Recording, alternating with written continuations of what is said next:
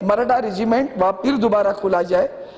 हम जो रोड मराठा है वो मराठा रेजिमेंट में भर्ती करने की अनुमति। सभापति महोदय धन्यवाद, आपने मुझे शून्य प्रहर में मेरा मुद्दा उठाने की मान्यता दी, अनुमति दी।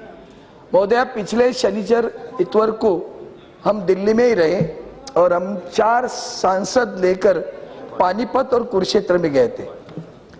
अब जब पानीपत और कुरुक्षेत्र में गए, वहां कुछ लोगों से मिले। पानीपत के युद्ध के बाद में भी जो मराठे पुणे से लेकर महाराष्ट्र से यहाँ आए, उनके परिवार आज स्थित हैं, उनको आज रोड मराठा नाम से जाना जाता है। सभापति महोदय, महाराष्ट्र का इतिहास गौरवशाली है। छत्रपति शिवाजी महाराज की प्रेरणा लेकर पेशवा पुणे से लेकर आगे बढ़ते बढ़ते दिल्ली तक पहुंचे। दिल्ली में अब्दाली को हराया। हारने के बाद में अब्दाली अफगानिस्तान में जाते जाते पानीपत में उसने रुक गया। इन्हें पता चला तो इन्होंने उसका पीछा कर पानीपत में जाकर 1761 में तीसरा युद्ध हुआ। उस युद्ध में हम हारे जी।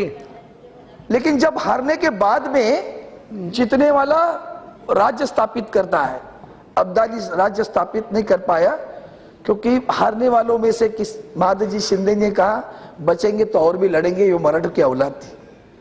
उसको देखकर अब्दाली छोड़कर गया जीतने के हारने के बाद भी।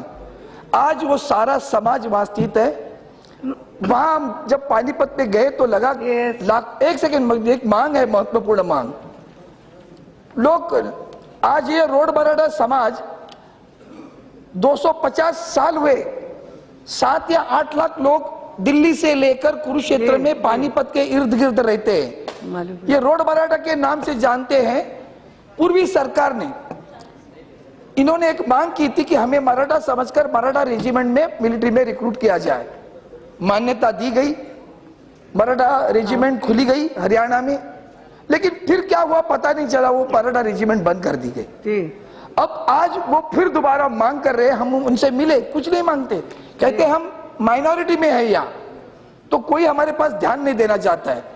और इसलिए मैं इस माध्यम से आप माननीय सरकार, मतलब सरकार की बात जो भी उनके पास देखना चाहिए वो मांग कर रहा हूं कि पानीपत के स्थित वीर मराठा, कभी वीर हो कोई भी हो, समाज के लिए जो वीरगति प्राप्त करता है वो मरता नहीं।